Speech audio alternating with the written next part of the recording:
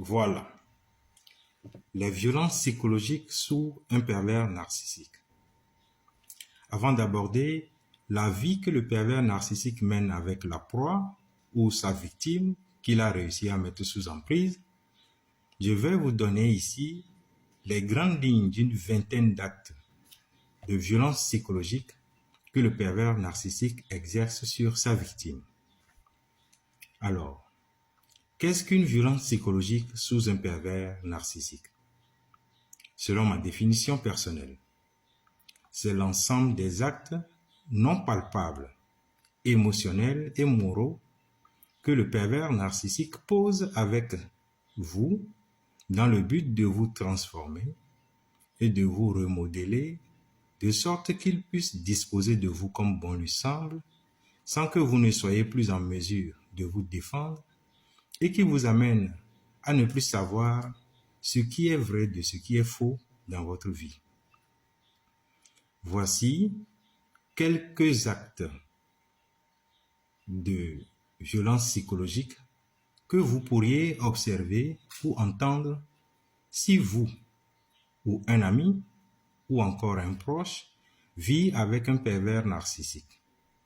Je rappelle que le pervers narcissique est une personne qui souffre d'une maladie mentale et qu'il y a beaucoup d'autres maladies mentales qui ont quelques signes communs que je pourrais citer ici.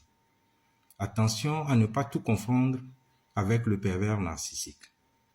Si le nombre d'actes correspondants est supérieur à ceux qui ne le sont pas, vous avez bien affaire à un pervers narcissique. 1.